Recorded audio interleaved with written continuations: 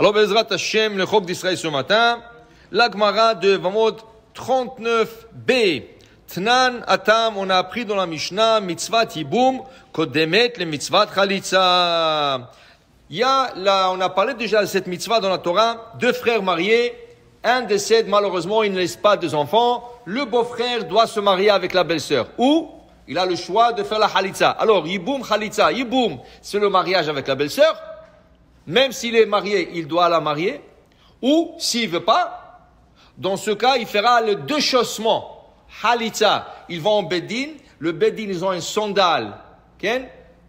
Sur une taille de sandal qui peut faire pour tout le monde. Et il porte le sandal sur le pied droit. Et elle le déchausse. Elle enlève le sandal et elle crache devant lui. Ainsi se fera à l'homme qui ne voulait pas garder le souvenir de son frère dans ce monde. Okay? Et là, chacun va de son côté, lui il reste avec sa femme, et elle est libre pour se marier. Maintenant, si quelqu'un te pose la question, qu'est-ce qui est mieux?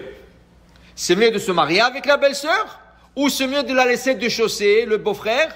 Tu lui dis, au début, Barishona, au début on disait, mitzvah yiboum, kodem avec le mitzvah chalitza. C'est mieux de se marier.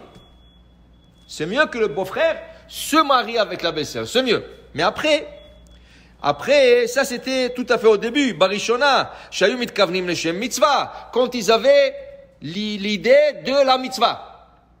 Après, arshav, shayu mitkavnim mitzvah. Arshav, ça veut dire, la Gemara nous parle il y a 2000 ans. Imagine-toi aujourd'hui.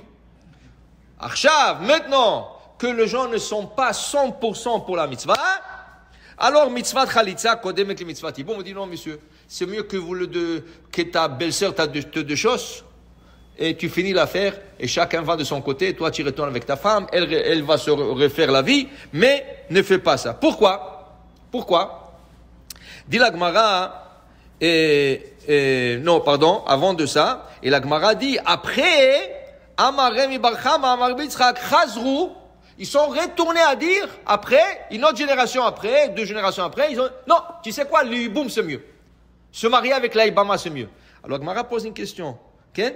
Amar le Rav Nachman Britzak, Remi Barchama. Quoi? Les gens sont devenus mieux? On sait que plus que le monde avance, plus qu'il y a la corruption, plus que les gens ils ne font pas les choses, les Shem Shamaim, ils ne font pas avec beaucoup de ferveur. Oui, il y a beaucoup de Ma'asim Tovim, il y a plus de Hesed, il y a plus d'institutions et d'organisations de Hesed, mais la Kavana, l'intention, elle n'est plus là. Alors, qu'est-ce que tu dis? Dit Rav Nachman bar Yitzchak. Est-ce que les générations sont devenues mieux? Que tu dis, non, c'est bien de se marier avec la belle-sœur? Il lui dit, non. Au début, ils ont trouvé quelque chose, et à cause de ça, ils ont arrêté le Yeboum. Qu'est-ce qu'ils ont trouvé? Ils ont trouvé que l'opinion de Tanya Abba Shaul Omer, il y a un rabbin qui s'appelait Abba Shaul à l'époque du Talmud, il disait, si la personne connaît cet Evimto, le Shemnoi, si il a la moindre de pensée sur la beauté de sa belle-sœur. Il dit, non, elle est belle, j'aimerais bien la marier. Ou, le Shem Ishut, ou pour une autre kavana, ou le Shem Davar Acher, elle est riche. Le frère, il a laissé une fortune. Et là, il veut, n'importe quelle pensée qu'il a dans la tête, la moindre de pensée, dit Abba Shaul, cette pensée, c'est comme si tu te maries avec ta belle-sœur qui est complètement interdit. Et s'ils ont un enfant, Karov Be'enai liot avlad mamzer. Abba Shaul disait, je considère presque l'enfant qu'ils auront comme un mamzer, comme un bâtard. Quand ils ont entendu ça, oui, alors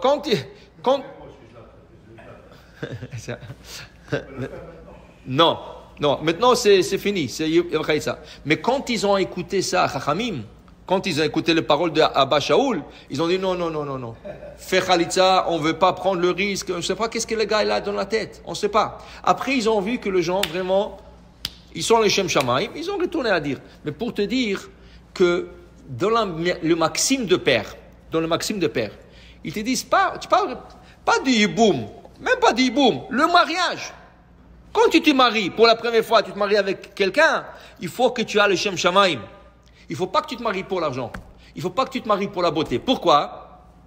La Mishnah, là-bas, dans le Maxime de Père, elle dit, Batel davar, batla ava. Si ton amour dépend d'un intérêt personnel, parce qu'elle a de l'argent, la femme. Qu'est-ce qui arrivera le jour qu'elle perdra son argent? Voilà que tout son argent, il est dans le stock market, il est dans la bourse. Et la bourse est tombée. Maintenant, tu n'aimes plus ta femme? Okay?